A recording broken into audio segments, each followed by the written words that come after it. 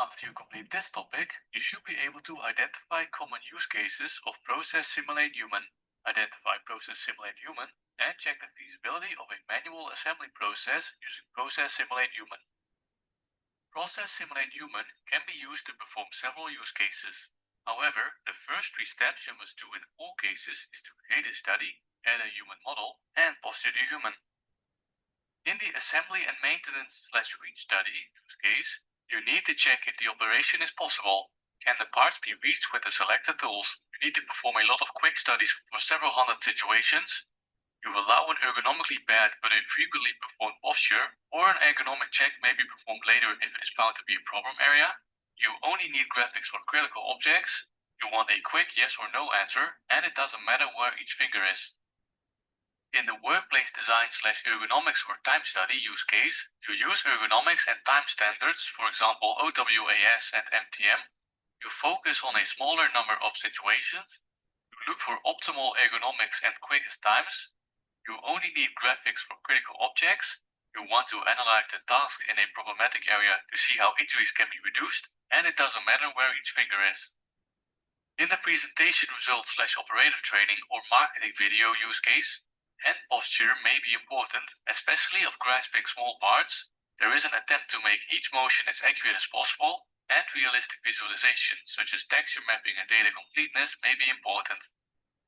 In an extreme situation, for example when the result is near the maximum reached in an awkward posture, figuring out if it was possible to assemble something using a hardware simulator took 6 months and 4 engineers. However, it took 1.5 hours to find the posture using Process Simulate Human. The resulting reach and posture resulted in the worker scratching his arm. In Process Simulate, you can populate the virtual world with simulated humans that have proper biomechanical, anthropometric, and ergonomic characteristics. Check humans look and act like real humans. The human figure understands balance, walking, and lifting. They have strength, and you can tell if the task exceeds their limits. If the action you define does exceed the limits, Process Simulate can calculate an action that will not exceed the limits. You can model males and females of any stature based upon validated anthropometric databases.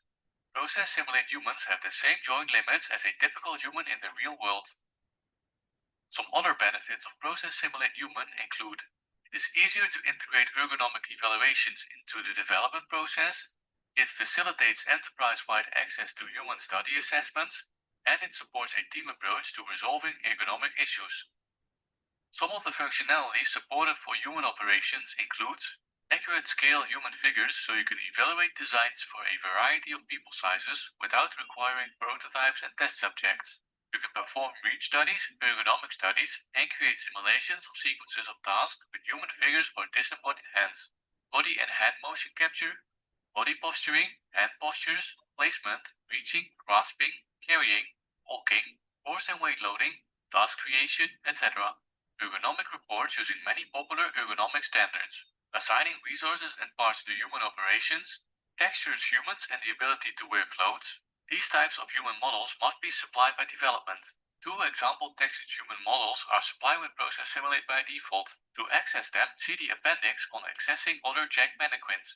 Process Simulate Human is supported on the Team Center database, the EMS database, and standalone. After you add human motion constraints, you can perform the task to posture the human. After that, you can create an operational sequence and set up loads and weights. In Process Simulate, there are several ways to posture the human in order to create a simulation. In general, you can either do it using motion capture or by using tools within Process Simulate.